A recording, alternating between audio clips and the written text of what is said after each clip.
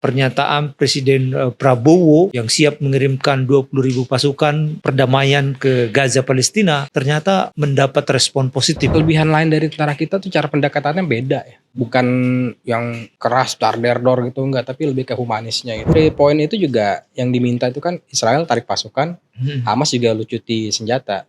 Nah kita belum lihat nih dua-duanya bersedia nggak melakukan hal itu. Gampang memberitakan, katakanlah kemarin katanya kan sempat beredar informasi Presiden Indonesia juga akan kunjungi Israel gitu kan. Yang kayak gini-gini kan ada muncul propaganda juga nih.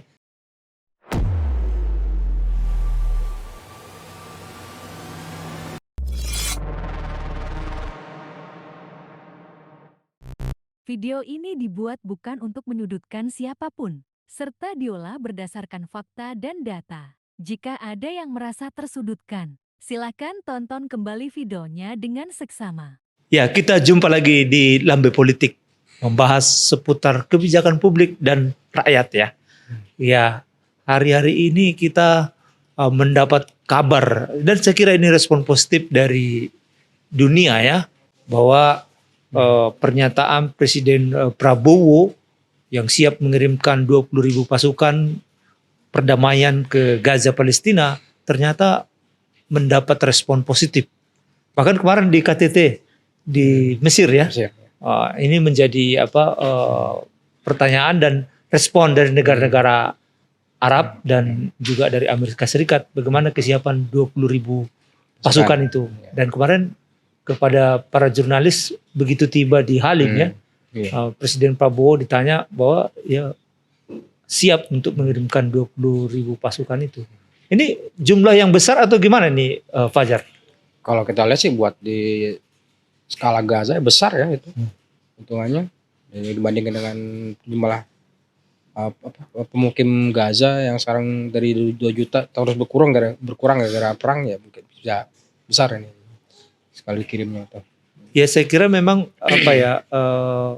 wajar ya mendapat apresiasi ya, karena memang Presiden Prabowo ini sejak dilantik 20 Oktober yang lalu 2024 sudah menyatakan pidatonya di hadapan waktu itu di MPR ya, bahwa akan berdiri bersama Palestina, mendukung kemerdekaan Palestina.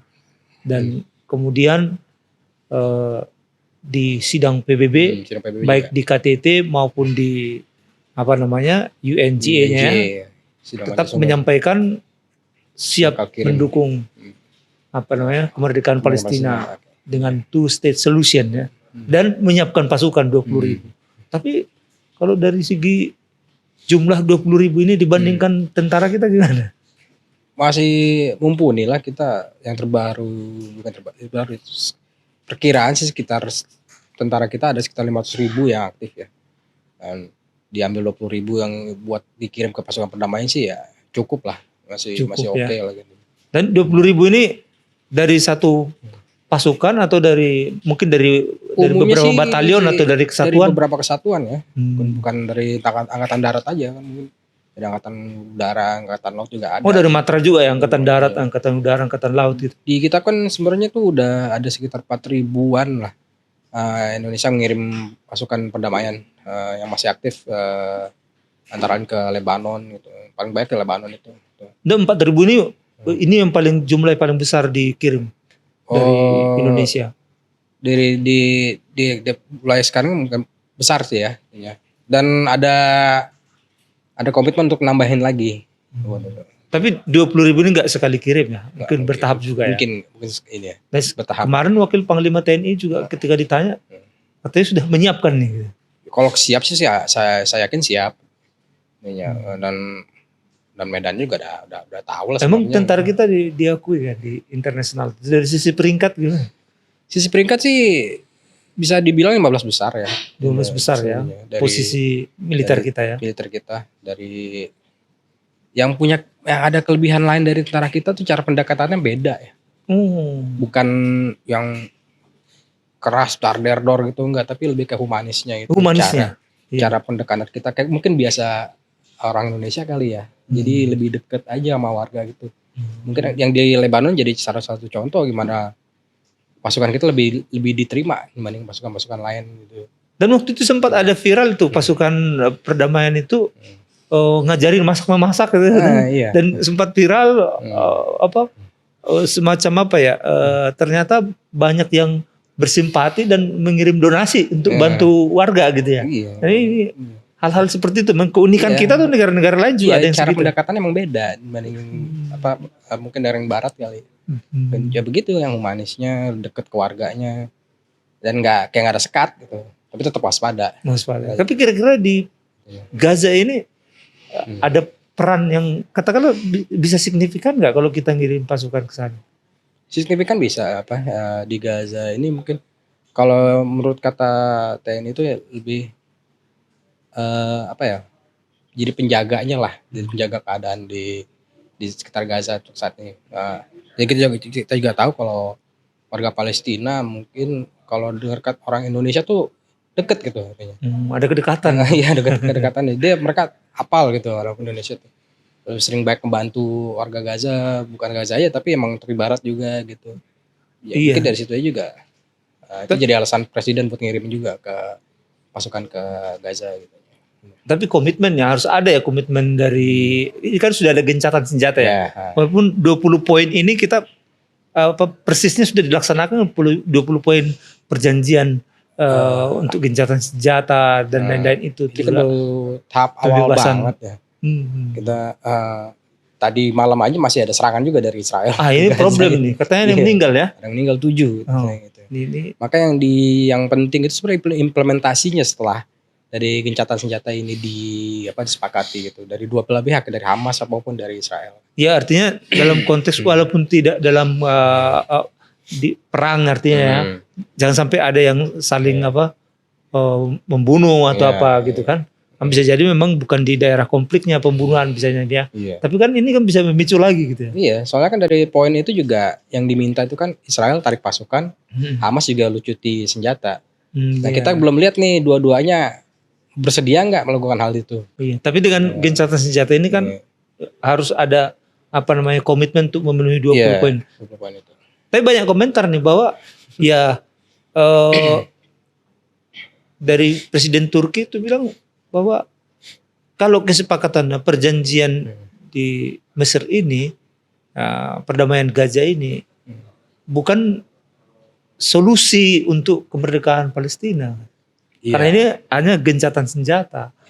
Kalau mau solusi yang permanen itu two state solution. Soalnya dari poin itu kan nggak disebut soal solusi dua negara itu. Ini jadi problem juga nih kalau begitu. Maka dilihat ini sementara ini buat perkembangan keadaan warga Gaza lah, perbaikan lah intinya. Tapi paling tidak stop dulu lah genosida ya, nggak ada genosida, nggak ada penyerangan gitu ya. Ini kan tragedi kemanusiaan.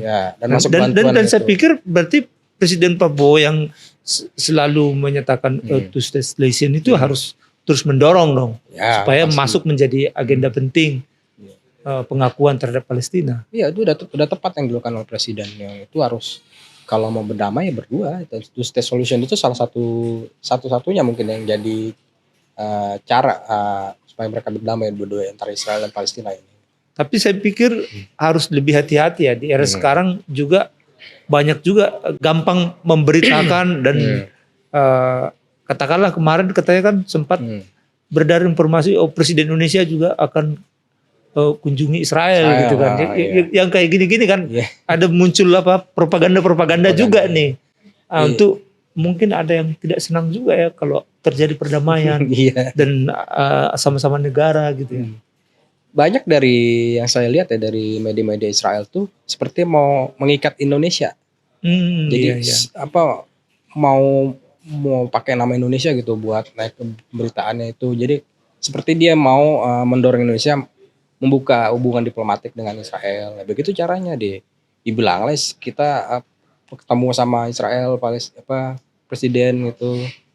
Dan padahal itu nggak ada sama sekali gitu. Kita bakal mengakui Israel juga gitunya. Sebelum-sebelumnya juga kayak gitu media Israelnya gitu. Dan itu juga kan waktu pernyataan pidato Presiden Prabowo di KTT maupun di General Assembly UN itu kan dipotong juga pernyataannya. Iya kan? Seolah-olah mendukung Israel karena ada jaminan, kita juga harus menjamin keamanan untuk Israel kan gitu ya. Nah, Seksi mungkin buat Indonesia buat Israel tuh. Kalau kan ya statusnya sebagai negara Islam terbesar di dunia, ya mereka lebih enak Muslim buat terbesar ya. Iya, Muslim lebih enak kalau misalnya dapat dukungan dari Indonesia dibanding dari negara-negara Arab yang lain gitu. Kan. Sementara ya, tapi Arab kan sendiri dari banyak sisi yang pecah. geografis kan kita jauh ke sana. Ya itu masalahnya di situ jauh. Tapi kan pengaruh sebagai negara Muslim terbesar itu kan nggak bisa dianggap remeh. Gitu ya. Kalau ada negara Islam, negara Muslim terbesar di dunia mendukung Penduduknya Israel, dong. Kalau kita kan tetap negara ini ya. Iya, penduduknya mayoritas Islam yang mendukung Israel. Bisa jadi efek domino tuh ada negara-negara Muslim lain ikutin mengakui Israel juga. Nah, itu bukan yang nggak mungkin. Mungkin dari Israel mikirnya kayak begitu ya. Ya ini memang kalau saya lihat sih tahap awal ya. Tahap awal artinya apa yang menjadi komitmen Presiden, komitmen Indonesia untuk mendukung kemerdekaan Palestina ini. Kalau selama ini kan masyarakat sudah ya. Tapi di era presiden sebelumnya kan waktu itu kan Presiden Jokowi sempat juga bertemu dengan Joe Biden, Presiden AS. Tapi usulan untuk gencatan senjata kan nggak ada respon.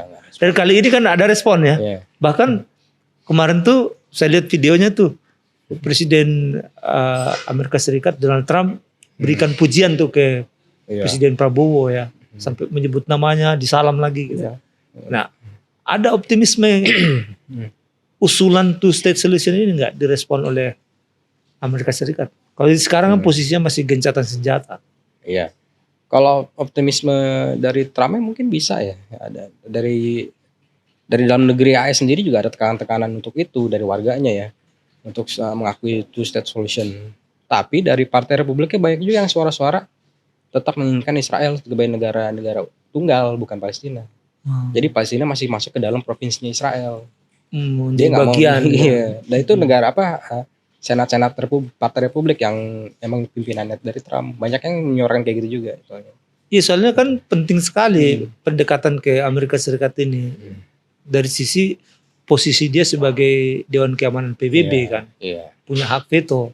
Kalau yang lain, anggota DK yang lain kan sudah pada setuju kan. Bahkan sudah ada declare baru-baru ini mendukung kemerdekaan Palestina. Iya, kalau yang setuju, kalau AS nggak setuju ya percuma. Ini jadi masalah. Berarti kan harus ada treatment ya, apa negosiasi atau ada tekanan tertentu sehingga dia setuju dengan ya tidak menggunakan hak vetonya untuk menolak gitu ya. Ya itu dilihat dari banyak pendekatannya ke AS juga, dan juga dari dalam negerinya AS, dari warganya juga banyak yang udah mulai Islam pindah. Lebih banyak mendukung Palestina dibanding Iya, kalau kemarin kalau kita lihat kan demonstrasi di New York juga kan ya, ketika ada KTT di sidang-sidang PBB juga di luar kan ada demonstrasi. Bahkan ada presiden mana itu yang keluar dan ikut juga demonstrasi. Bahkan dicabut visanya itu. Iya, Kolombia kalau nggak salah.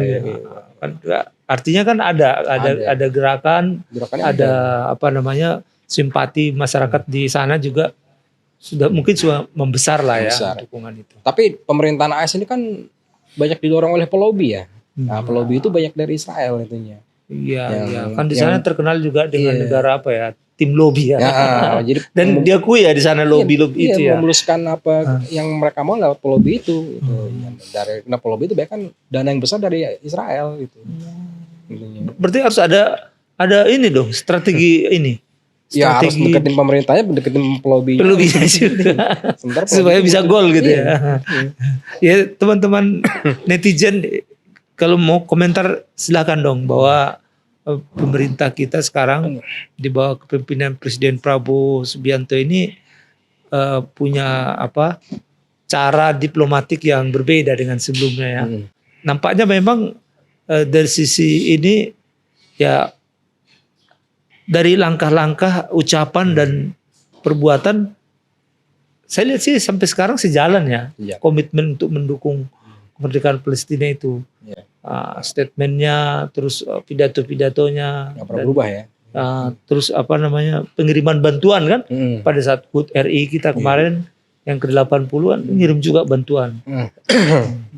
Bahkan beberapa kali penerbangan ke Gaza itu. Iya, nggak pernah berubah dari Presiden Soekarno sampai ke sekarang nggak pernah berubah. Dan sesuai juga dengan pembukaan Undang-Undang 45 kita. Gitu. Ya, apa yang dilakukan, salah satu yang menarik dari Presiden Prabowo itu dunia Islam harus bersatu. Nah, itu kan dijelas gitu. Mungkin diarahkan kepada negara-negara Arab yang banyak mulai ada perpecahan gitu. Kalau mereka nggak bersatu, ya gimana mau bantu Palestina gitu. Nah, itu tetap disuarakan sama Presiden Prabowo dimanapun dia. Kalau ada konferensi OKI di PBB mengenai masalah Palestina, selalu itu juga yang diutarakan sama Presiden Prabowo. Dan saya lihat juga emang Presiden mengerti geopolitik ya, jadi dia tahu gitu. Dan ini apa ya? Apa ini juga juga indikator kebangkitan dari negara-negara selatan juga ya? Apa namanya Global South ya? Kan kita Global South ini ketika tampil beliau mendapat perhatian publik gitu ya. Bisa jadi bisa jadi pemimpin di negara Global South juga Indonesia kalau di bawah Presiden Prabowo. Nah, kalau konsistensinya itu yang tetap dijaga. Walaupun tetap ada kritik, ngurusin dalam negerinya juga harus tetap gitu ya. Politik luar negeri itu kan nggak bisa dipisahkan dari politik dalam negeri. Iya. Kan nggak mungkin orang negara lain nggak ngeliat apa yang terjadi di dalam negeri kita. Iya. Mereka pasti udah tahu juga itunya. Iya, urusan kita kan sekarang ada MBG, makan bergizi gratis, sekolah rakyat yang harus dipenuhi juga nih semua ya. Ya itulah memang problem ketika kita juga bersuara di luar negeri soal HAM, soal kemerdekaan. Di sini juga ya harus pemenuhan hak asasi manusia juga ya. Mulai dari ekonomi, sosial, budaya, dan tentu dalam politik juga gitu. Kemerdekaan. Tapi sampai sekarang kan kebebasan berekspresi ya. Di sini juga dukungan-dukungan terhadap Palestina gitu ya. Masih nggak ada masalah kan? Tetap masih bersuara dengan aman gitu. Ya saya kira banyak kemajuan lah ya. Dan apalagi sekarang menjelang 1 tahun pemerintahan Presiden Prabowo, Wakil Presiden Gibran, dan kita harap ya dari sisi internasional paling tidak sudah aktif ya, tambah aktif dan sesuai dengan politik luar negeri kita yang bebas aktif juga itu. Ini sebuah prestasi nggak menurut? Prestasi ya. Soalnya Presiden turun langsung sendiri. Setiap dia di konferensi apapun, konferensi internasional apapun dia selalu ada gitu. Ya. Mudah-mudahan membuahkan hasil ya. Dan teman-teman netizen kasih komentar dong. Jangan-jangan ada solusi untuk supaya lebih konkret lagi nih perjuangannya. Ya selama ini teman-teman netizen ada yang turun ke jalan juga menyuarakan stop genosida, terus kemerdekaan Palestina. Sekarang presiden kita pun sudah langsung, bukan hanya ucapan tapi juga berbuat. Tinggal kita melihat hasil konkretnya nanti. Akan kita bahas lagi di Lambe Politik selanjutnya. Tetap ikuti Lambe Politik. Terima kasih.